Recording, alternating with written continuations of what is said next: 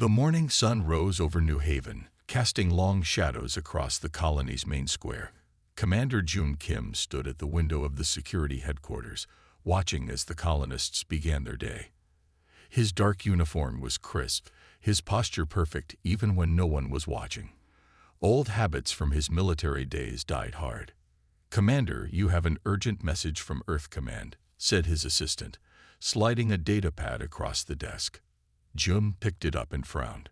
"A ship from the Orion Empire is requesting permission to land here." This was big news. The Orion Empire controlled nearly half the known galaxy, but they had always ignored humans. They saw Earth and its colonies as too small to matter. Until now. "Tell the colony director I'm on my way," Jun said, grabbing his jacket. The colony of New Haven was 10 years old and home to 5,000 people. It had good farmland, clean water, and rich mines. The people here worked hard and lived peaceful lives. Jun had come here after 15 years in Earth's defense forces, looking for quiet. Now that quiet might be ending. 2 hours later, Jun stood in the colony's meeting hall with the other leaders. Director Tai was speaking. "Earth is sending Ambassador Hannah Park to handle the talks. She will arrive tomorrow, one day before the Empire's ship. Commander Kim will be in charge of security for these meetings." Jun stepped forward. "We know very little about the Empire's true goals. I suggest we limit their access to our key systems and keep most of the colony off limits." Director Tai nodded. "Agreed. But we must also show proper respect. This could open trade routes that would make New Haven rich." Jun wasn't so sure.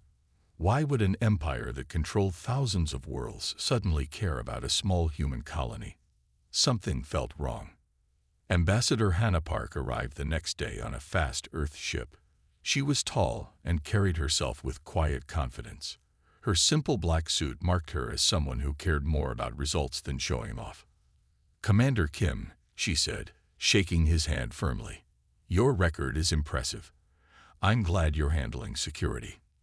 "Ambassador, I have concerns about this meeting." Hannah's smile faded. "So does Earth Command. The Empire has ignored us for 50 years. Now they want to talk. We need to find out why." They walked together toward the colony's small government building. "The Empire's ship will arrive tomorrow," Jun said. "We've prepared the old meeting hall. All key systems are isolated, and I have my best people watching everything." "Good," Hannah said. "But also make sure your people are polite. The Empire can destroy this colony with one ship if they choose." Jun nodded grimly. "That's what worries me." The Imperial ship landed the next day. It was sleek and black, 4 times larger than Earth's biggest vessels. It settled on the landing pad with barely a sound. A crowd gathered to watch from a safe distance. Many had never seen aliens before. The ship's door opened, and 5 tall figures walked out. The aliens had blue-gray skin and moved with liquid grace. Their clothes shimmered with strange metals and gems that showed their high rank. The leader stepped forward and bowed slightly. "I am Grand Emissary Vex of the Orion Empire. We bring greetings to humanity." Hannah stepped forward and bowed deeper, showing respect. "Ambassador Hannah Park of Earth, New Haven welcomes you." Jun watched from nearby, his hand near his weapon. Something in the alien's eyes bothered him. They were too calm, too calculating. The aliens were given a tour of the public areas of the colony. They asked many questions about human technology, farming methods, and population growth. They seemed especially interested in Earth's military. That night, Jun met with Hannah in a secure room. "They're gathering intelligence," he said. "Every question was about our strengths and weaknesses." Hannah sighed. "I noticed. But why? We're no threat to them." "Maybe they think we could be someday," Jun said. Hannah looked out the window at the alien ship, its dark shape outlined against the stars. "Then we need to convince them otherwise. Tomorrow we begin formal talks. The future of human-empire relations may depend on what happens here." Jun nodded but said nothing. His instincts, honed in combat, were screaming danger. As he left to check the security systems one more time, he couldn't shake the feeling that New Haven, and perhaps all of humanity, was being sized up not for friendship, but for something much darker. 3 days of meetings had passed. The aliens smiled and spoke of friendship, but Jum didn't trust them. He stood quietly in the corner of the meeting room, watching Grand Emissary Vex as the alien proposed a cultural exchange. "We invite human representatives to visit our capital world," Vex said, his voice smooth. "This will strengthen the bonds between our peoples." Director Tai looked excited. "This is a great honor. We accept with thanks." Later, in the privacy of Hannah's office, Jun spoke his mind. "They're hiding something," he said. "Notice how they avoid questions about their military. How they change the subject when we ask about their technology." Hannah frowned. "I've noticed. But we can't accuse them without proof. Earth Command wants this alliance." "We should at least delay the exchange program," June insisted. "I'll try," Hannah promised. "But be careful, June. Director Tai thinks you're being paranoid. He's already complained to Earth about your aggressive stance toward our guests." June's jaw tightened. "Let him complain. My job is keeping people safe, not making friends." That night, June couldn't sleep. He got up and decided to check the security systems one more time. The colony was quiet. Most lights were off except for the soft glow from the alien ship at the landing pad. As he walked past the communication center, he noticed something odd. The monitoring system showed unusual signal patterns coming from the Imperial ship. "What are they sending?" he muttered, sitting down at the terminal. The signals were encrypted, but they were much larger than normal diplomatic messages. June started running a decryption program. It might take hours, but his gut told him this was important. Halfway through his work, the lights went out. The emergency systems kicked in a moment later, but the computer reset, losing his progress. June's hand moved to his weapon. This was no accident. His communicator buzzed. "Commander, we have intruders at the north gate." One of his security officers was shouting over weapons fire. "Sound the alarm. Full colony lockdown," June ordered, already running toward the sound of fighting. The attack came from all sides. Dark figures moved through the shadows, their weapons making almost no sound as they cut down colony security.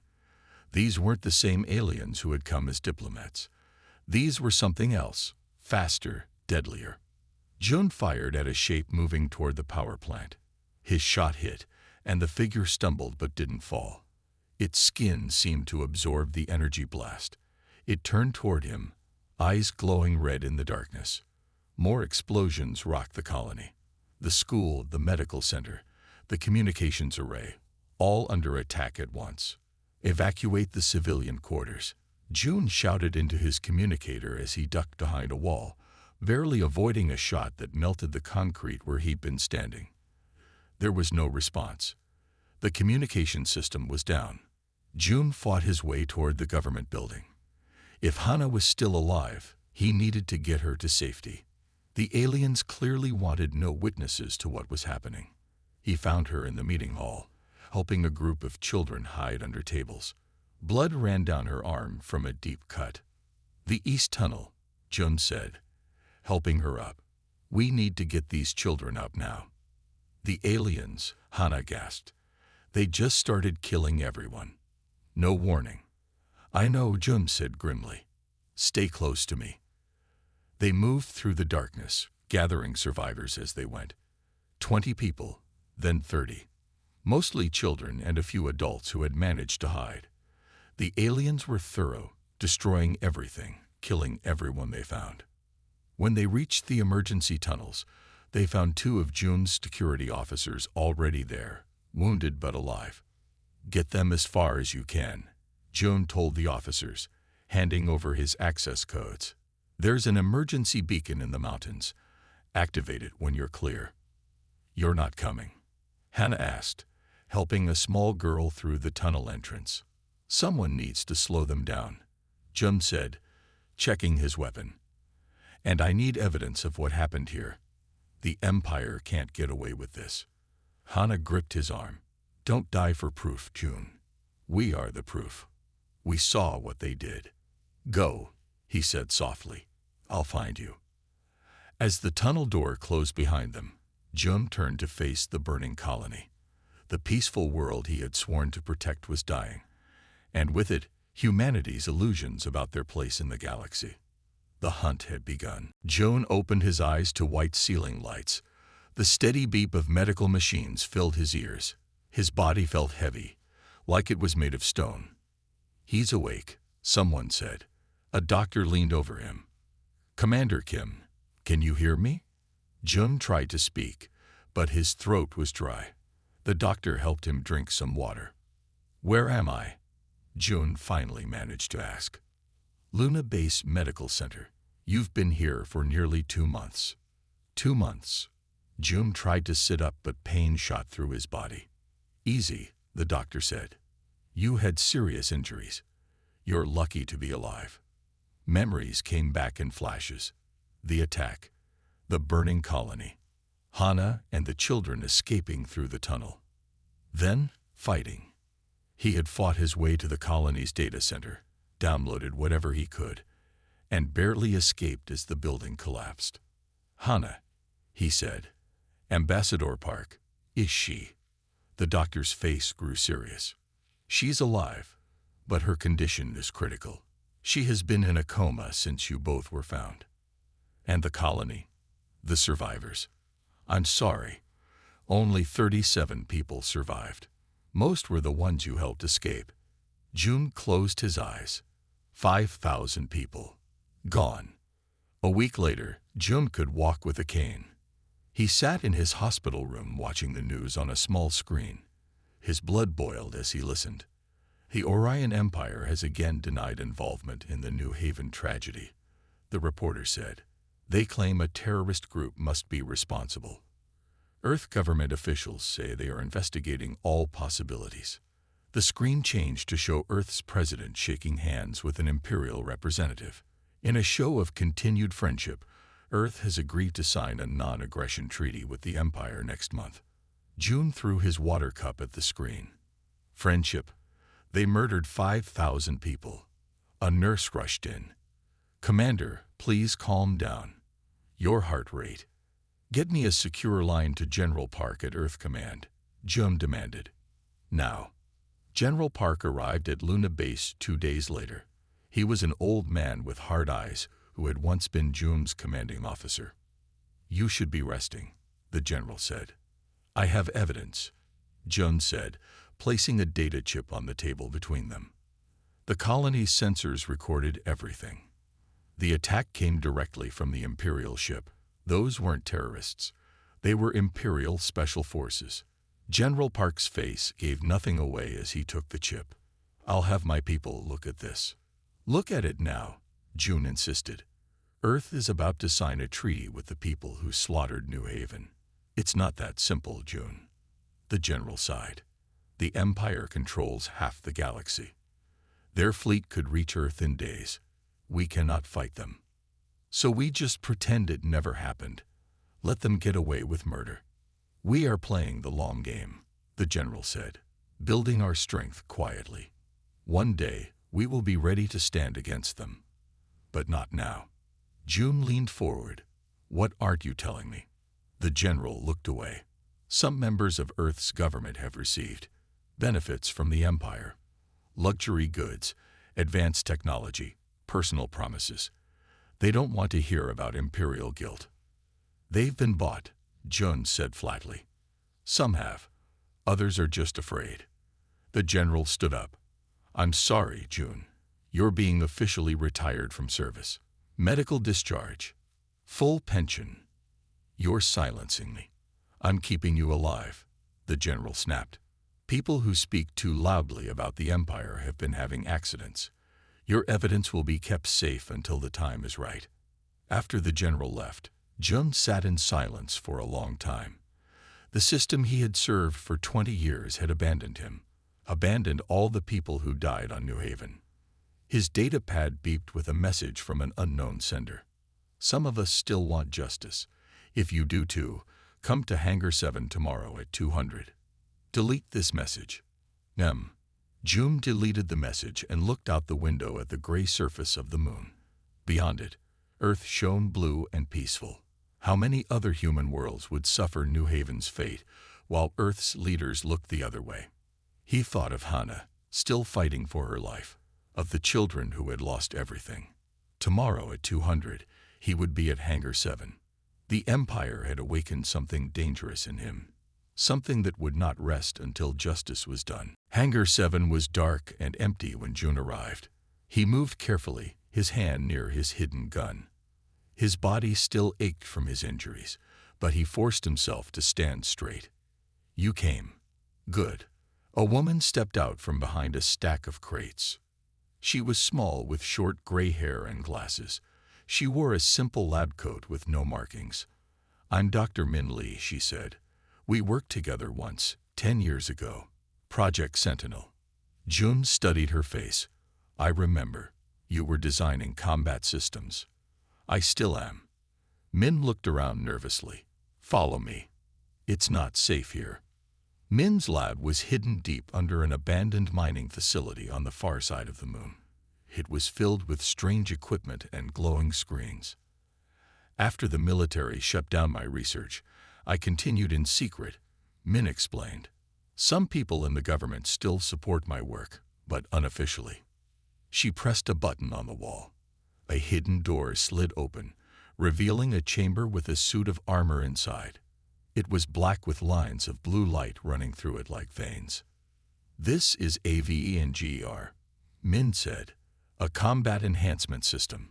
It connects directly to the user's nervous system, making them stronger, faster, and nearly impossible to kill. June walked around the suit. Why show me this?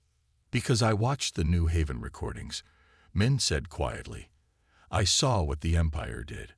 Our government wants to pretend it didn't happen. But I can't.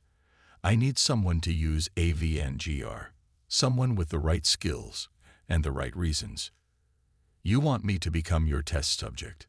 Min nodded. But I must warn you. The neural interface damages the brain over time. Extended use will kill you, perhaps in months, perhaps in weeks. June thought of the people who died on New Haven, of Hannah, still in a coma, of Earth's leaders shaking hands with killers. How long to get me ready? Min looked surprised. You'll do it, even knowing the cost. I'm already dead, June said. The moment I go against the Empire, I'm a target. Might as well make my death mean something. Min nodded slowly. Training and neural mapping will take 3 weeks. Then the enhancement process itself. That will be painful. Pain doesn't scare me, Jun said. It should, Min replied. This will be like nothing you've ever felt. The pain was beyond anything June could have imagined. For 3 days, he screamed as the neural links burrowed into his spine and brain. Nanomachines spread through his body, enhancing his muscles, hardening his bones, speeding up his reflexes. When it was over, he felt reborn. His senses were sharper. His mind worked faster. His body responded instantly to his thoughts. The helmet contains an AI assistant, Min explained, as she helped him into the full suit. Her name is Kara. She'll analyze battlefield data and help you make decisions. Hello, Commander Kim, a calm female voice said inside his helmet. I am Kara. We will work well together. June tested his movement. The suit felt like a second skin. He punched a metal target, and his fist went straight through it. The suit amplifies your strength about 20 times, Min said. The reactive armor can stop most weapons, but remember, you're not invincible. I don't need to be invincible, Jun said. I just need to be unstoppable. Min handed him a datapad. This is your first target, an Imperial dignitary visiting Earth next week. His ship will dock at the Singapore spaceport. He was part of the delegation that visited New Haven before the attack. June studied the information. What exactly do you want me to do? Get proof of the Empire's guilt. Make them admit what they did. Min's eyes hardened. Make them fear humans for the first time. And if I have to kill to do that, then the Empire will learn why humans have a long history of seeking revenge, Min said. They think we're weak. Show them how wrong they are. June closed his fist, feeling the power running through him. What's my new name? Min looked at him, her face serious. The humans who survive will call you a hero. The aliens who don't will know you as the Avenger. June nodded. The name felt right. He wasn't Jun Kim anymore. That man had died with New Haven. He was the Avenger now, and the Empire would soon know his name. The luxury space yacht Golden Star orbited Earth, sparkling like a jewel against the darkness. It belonged to Lord Krell, an imperial dignitary visiting for the treaty signing. Inside, aliens and human officials drank and laughed together as if they were old friends. None of them noticed the small maintenance ship approaching from below. Inside the maintenance vessel, Jun checked his armor one last time. The black suit hummed softly as its systems came online. "Kare, status report," he said. "All systems optimal," the AI replied inside his helmet. "Yacht security scans detected. 8 armed guards. 22 guests. Main target is in the central lounge.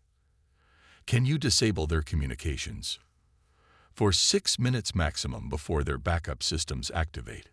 Jun nodded. That's enough time. He moved to the airlock. The plan was simple. Board the yacht, get to Lord Krell, extract confession and data, escape. No unnecessary killing. "Remember," Min said through the comm, "we need proof more than revenge." "Understood," Jun replied, though part of him wanted more than just evidence. The maintenance ship docked silently with the yacht's service airlock. The moment the doors opened, Jun moved. The first guard never saw what hit him. Jun moved faster than any human should, the suit enhancing his speed to a blur. One moment the alien was standing watch. The next he was unconscious on the floor. Communications jammed, KRI announced. 5 minutes, 50 seconds remaining. Jun moved through the service corridors, avoiding the main areas where guests mingled. His HUD display showed heat signatures through walls, letting him avoid most of the security. A second guard turned a corner and spotted him. The alien reached for his weapon, but Jun was already there, one hand clamped over the guard's mouth, the other delivering a precise strike to the head. 4 minutes, 20 seconds, KRA counted down. 2 more guards went down just as quickly. No alarms yet. Jun was getting closer to the central lounge. The main target has moved to his private quarters, KRA updated. East section, top level. Jun changed direction, moving toward the luxury suites. As he rounded a corner, 3 guards spotted him. They fired immediately. Energy blasts hit Jun's armor, but the suit absorbed the impact. He felt only mild heat where the shots landed. The guards looked shocked when he didn't fall. KRA, non-lethal options. Recommended, concussive blast, setting 2. Jun activated the weapon built into his right gauntlet. A wave of compressed air shot forward, throwing all 3 guards against the wall hard enough to knock them out. 3 minutes left, KRA warned. Lord Krell was alone in his quarters when the door burst open. The alien was tall with blue-gray skin and 4 arms. He wore expensive robes covered in symbols of imperial rank. "What is the meaning?" He started, then froze when he saw the black-armored figure. "Lord Krell," Jun said, his voice changed by the helmet to sound deeper, inhuman. "We need to talk about New Haven." The alien backed away. "I don't know what you mean." Jun moved forward with frightening speed, grabbing Krell by the throat and lifting him off the ground with one hand. "No more lies. I was there. I saw what your people did to the colony." Fear showed in the alien's large eyes. "It was necessary. Humans are dangerous, unpredictable. The High Council ordered the colony destroyed as a test." "A test?" Jun's grip tightened slightly. "To see how Earth would respond," Krell gasped. If you fought back, full invasion. If you did nothing, slow conquest through diplomatic means. June felt rage building inside him. 5,000 people killed as a test. KRA, record everything, he ordered. Then to Krell. Where is the proof? Data files. Orders. My personal terminal. Krell pointed with one trembling hand. Everything is there. 1 minute remaining, KRA warned. June downloaded the files while keeping Krell secured. The alien watched him with growing fear. Who are you? Krell asked. I am what you created, June answered. I am the Avenger. With the data secured, June activated his emergency beacon. Min would broadcast the evidence across all channels. The truth about New Haven would finally be known. Communication systems back online, KRA reported. Security forces converging on your location. June looked at Krell. The alien would tell the Empire about him now. The hunt would begin. But for the first time since New Haven, June felt something like peace.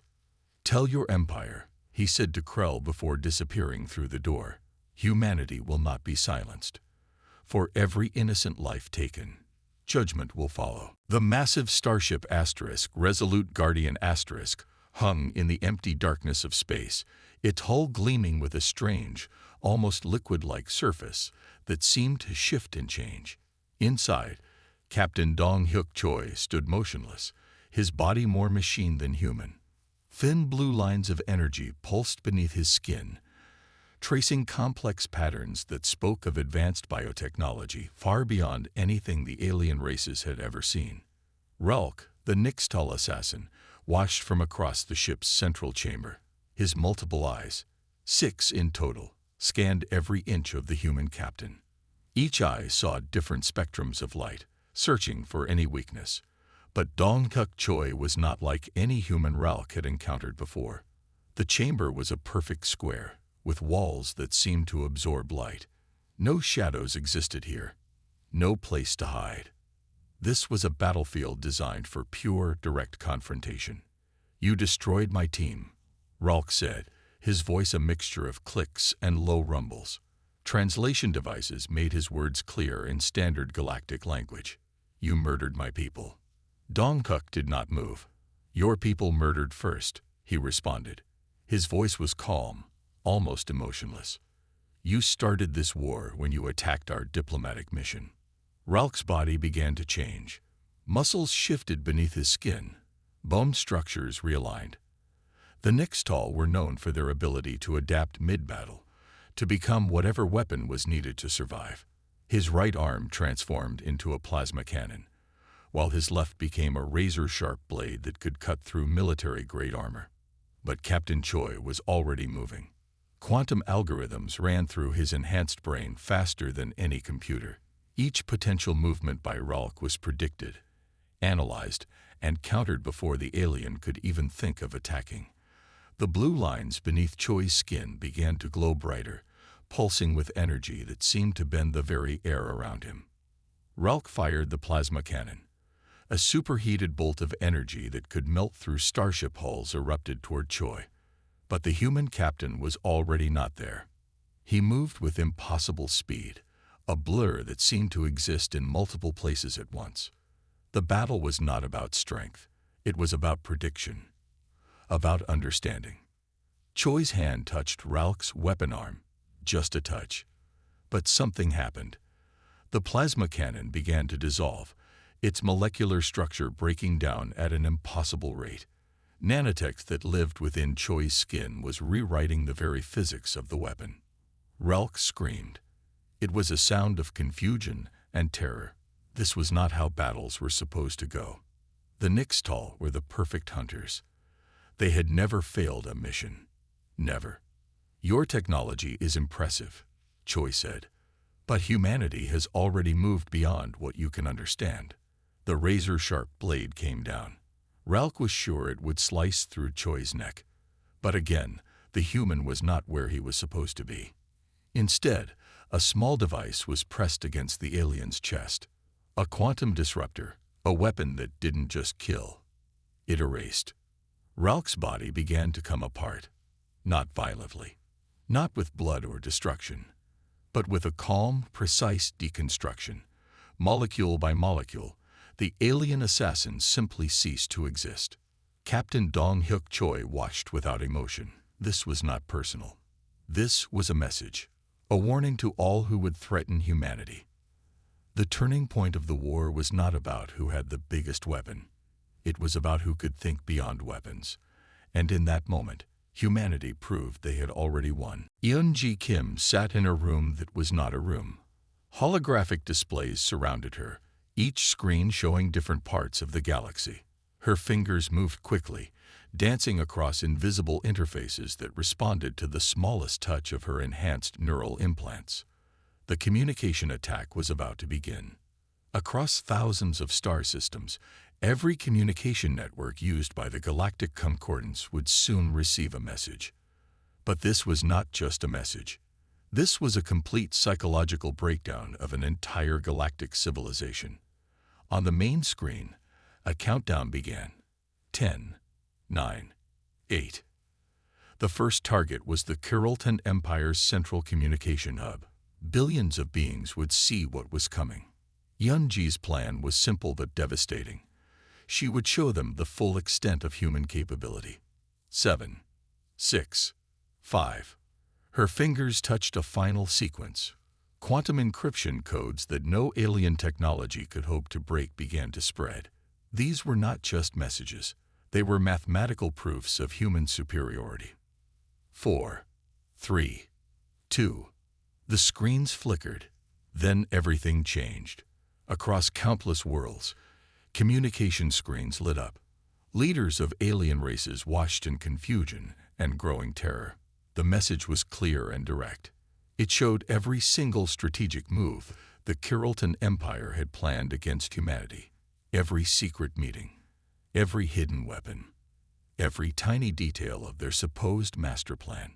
But it was more than just information. Each revelation came with a precise simulation of how humanity had already prepared a counter. Not just a defense, a complete and total destruction of the alien strategy.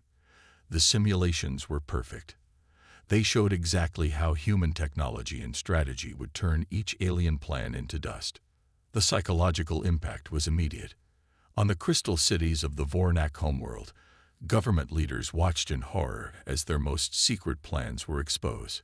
Military commanders saw their perfect strategies torn apart by human predictive algorithms. Entire command structures began to collapse. Eun-ji Kim smiled. This was not just a war. This was a complete mental breakdown of an entire galactic civilization. The messages continued. They showed how humanity had tracked every single movement of the Galactic Concordance, how they had prepared for this conflict decades before it even started, how every single alien race was already defeated before they even realized a war had begun. Communication networks began to crash, not from any technical attack, but from the sheer weight of information and its implications. Alien species began to argue among themselves. Trust disappeared. Alliances that had existed for thousands of years began to fall apart in minutes. The Galactic Concordance was breaking down, and humanity hadn't fired a single additional weapon. On different worlds, leaders looked at each other with growing fear. If humans could do this, what else could they do? The answer was terrifying. Anything they wanted. Eun-ji Kim watched the screens. Each display showed another part of the galaxy falling into confusion and panic. Her plan was working perfectly. Humanity would not need to fight a long war. They would win through information, through the complete destruction of the aliens' ability to resist. One by one, communication networks went silent. Not destroyed, just controlled. The galactic reckoning had begun, and humanity had already won. The Great Hall was silent. Representatives from 17 different alien species sat frozen in their seats. Some looked scared, some looked angry, but all of them looked defeated. At the center of the hall stood Eun-ji Kim and Captain Dong-hyuk Choi. They were not just people anymore. They were symbols of something much larger. They represented humanity's unstoppable will. You have two choices, Yunji said. Her voice was calm and clear. It echoed through translation devices that made her words understood by every being in the room. The first holographic screen showed destruction. Entire planets turned to dust. Star systems erased from existence. It was a preview of what total human war would look like. Option 1, she continued, is complete destruction. We will remove every single trace of your civilizations from the galaxy, every world, every space station, every living being. The second holographic screen appeared. It showed a different path. Alien worlds connected by human technology. Prosperous, controlled, but alive. Option 2 is submission, Dong-hyuk added. His voice was like cold metal. Total economic, total technological, total political submission to human leadership. The alien representatives looked at each other. They knew what this meant. To choose submission was to give up everything. Their culture, their independence, their very identity as separate species. But the alternative was total extinction. The Vornak representative was the first to speak. His tentacles moved nervously. We choose submission, he said. His voice shook. One by one, other representatives made their choice. The Kirultan, the crystal beings of Sen Prime, the gaseous life forms from the Omega cluster, each said the same words. We submit. Yunji's display changed. It now showed a complex network. Humanity at the center. Alien civilizations as connected but controlled nodes. A perfect system of total control. Your technologies will be ours, she explained. Your resources will be managed by human administrators. Your military will be integrated into human command structures. Your economies will follow human economic models. Some try to argue, but their arguments died quickly. The psychological warfare from earlier had broken their spirit. They had seen how completely humanity understood them, how completely humanity could predict and control their every move. Dong-hyuk stepped forward. In his hand was a simple device. It looked like a small black cube, but every alien in the room knew it was much more than that. This device will connect your species to the human network, he said. Resistance means instant disconnection. Disconnection means total economic and technological collapse. The cube began to glow. Soft blue light pulsed from its surface. It was beautiful and terrifying. One by one, the alien representatives placed their identification markers on the device. Each connection was a surrender. Each connection was an admission that humanity was now in complete control. The Great Hall was no longer a place of negotiation. It was a place of submission. Humanity had won, not through total destruction, but through something far more powerful. Total control. 20 years had passed since humanity's total victory. The galaxy looked different now. Everything was connected. Everything was controlled. Jae-won Park sat in a room that was more computer than physical space. His body was mostly machine now. Cybernetic implants kept him alive, kept him thinking. He was the architect of everything that had happened. It was always the plan, he said to himself. His voice was soft. But in the room, every sound was recorded. Every thought was analyzed. Yoon-ji Kim entered the room. She had not aged. Like Jae-won, she was more machine than human. Her eyes were perfect circles of blue light. They saw everything, understood everything. The first phase is complete, she said. The holographic map of the galaxy spread out between them.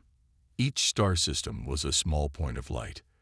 Blue for human-controlled worlds. Green for submitted alien worlds. Red for worlds still being brought into the system. Humanity had not just conquered. They had redesigned. Alien technologies that once seemed impossible were now standard human tools. Faster than light travel. Energy generation. Biological manipulation. Everything was now part of human understanding.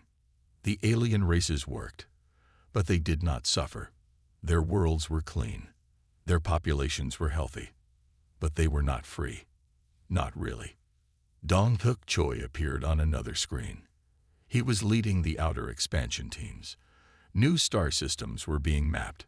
New worlds were being prepared for human settlement. "We have found 3 more potential colony zones," he reported. His voice was flat, like a computer reading data. Jae-won nodded. Everything was going exactly as planned. Decades ago, when the first alien assassins had attacked, most would have seen it as a moment of crisis. But Jae-won and his team had seen something else. An opportunity. The attack was not a surprise. It was a trigger. A moment they had been waiting for.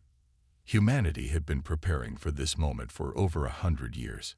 Secret programs, hidden technologies, genetic modifications, neural networks that could predict galactic events centuries in advance. The alien races thought they were attacking humanity. In reality, they were following the script written by human strategists. "Complete integration will happen in another 50 years, Yunji said. She was looking at the same galactic map. "The last pockets of resistance will be gone." Jae-won smiled. It was not a human smile. It was something else, something that showed how far humanity had changed. "And then?" he asked. "And then we look beyond this galaxy," Yunji responded. The holographic map zoomed out. Billions of galaxies stretched into infinite darkness. Humanity had conquered one galaxy, but this was just the beginning. Outside the room, alien workers continued their tasks. Humans managed everything, monitored everything, controlled everything. A new order had begun, and humanity was just getting started.